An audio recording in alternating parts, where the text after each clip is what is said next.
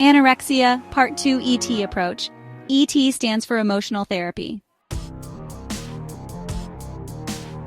As said, I believe mothers can't know how to escape this labyrinth. That's why I'm trying to put my finger on the most important wounds. Which fears do we need to make the mom aware of, so we can see to what extent she wants to turn these from destructive for her and her child into only useful behavior? First, the fear for the health or integrity of her child's body. Every form of self-harm must cut through parents' hearts like a knife, but it hits even harder when it happens through not eating. Giving the breast or bottle and days full of worry when the child eats less or is sick. Grab the normal, read non-traumatized parent by the throat multiple times during early caregiving. When a stressed or anxious child later learns to wrongly release their tension or fear through self-harm, it hits like a bomb that only sows confusion and panic. The second big fear of every empathetic parent is the one for their child's life. For this too, both father and mother have cared for years and learned to be attentive to everything that could threaten the child's life, until the child slowly takes over this care. With anorexia, both fears are triggered to the maximum in the parent, making it unique compared to other forms of self-harm that can affect the young, insecure teen. Guilt feelings then torment the head and body of a parent right after facing the ignorance and destructive behavior of the child.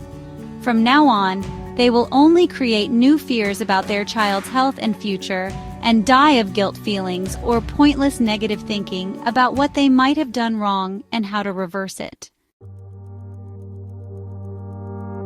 Besides seriously tackling these fears and guilt feelings in the parent who is open to it, at least certainly the mother, there's also destructive compassion standing in the way.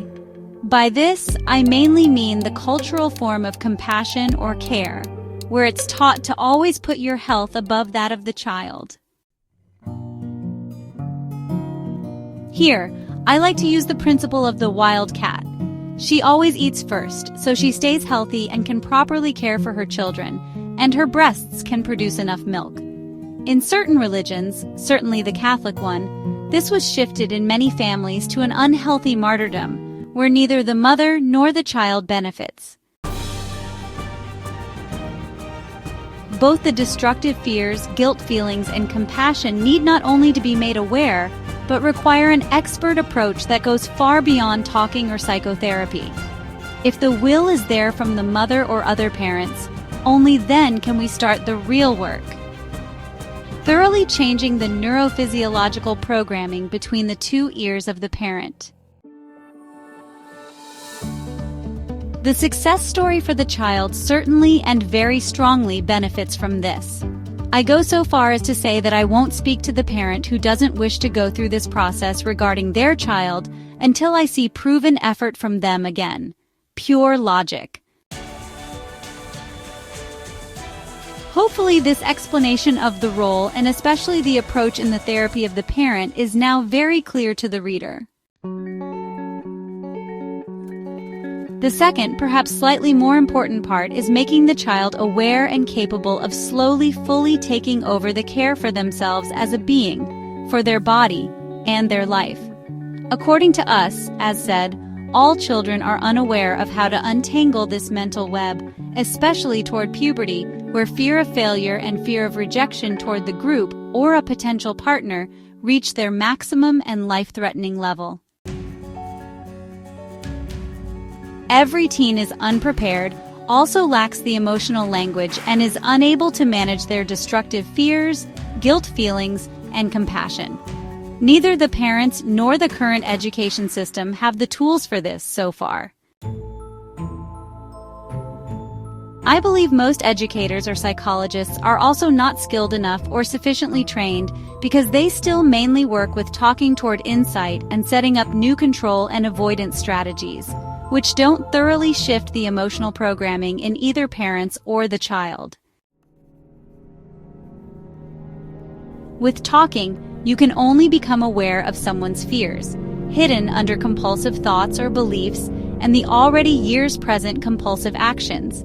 much more important work for the therapist, teacher, and parent of the future will be the tools to manage these fears themselves.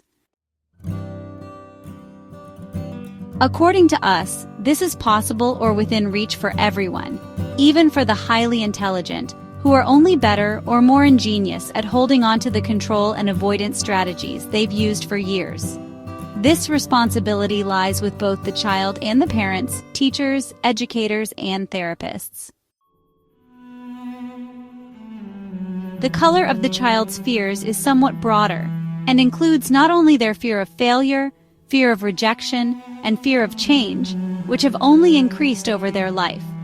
Their guilt feelings can cause harm in two directions, namely pulling guilt toward themselves after certain behavior or shifting guilt for their behavior onto others. Both only distance them from our goal, pulling healthy responsibility for the body and life toward themselves. Destructive compassion can also go two ways: to avoid pain for the parent, hiding even more what's going on inside them, or the opposite, from the reasoning of a baby. The other is responsible for taking away my pain or eternally and unconditionally caring for me.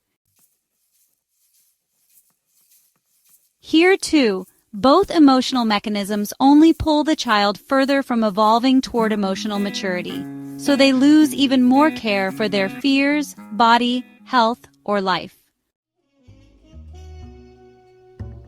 The protection and development of the three positive emotional systems in terms of love for yourself as a being, love for your body, and your life form the very basis of emotional therapy and are extremely difficult for every teen. I believe we all still have a long way to go in terms of emotional self-knowledge and self-care, and approach the process of growing up far too rationally and theoretically. In the Tandava dance, the Indian god Shiva creates both life and death. Therapists, parents, teachers, and educators, I believe, are still far from skilled in the potentially beautiful karmic dance of life that helps children swiftly reach emotional maturity. We, emotional therapists, commit to endlessly improving ourselves in this and enriching each other in it. I myself keep creating stories to make the world around me aware of the beauty of this dance and make clear how far we still are from it. Besides that, we keep searching for good dynamic meditative work that brings Homo sapiens back to the roots and laws of life, biology, medicine, and survival of our species. We've lost this path together for too long, and the anorectic child and their caregivers too often stand alone and desperately staring into the distance. I hope with all my heart that we can all master this dance again. I start with myself, my wife, my children, my patients, and therapists, and meanwhile enjoy every day of every step and new poses. Have I meanwhile managed to tempt you to dance with us as if your life and that of your children depend on it? And it might.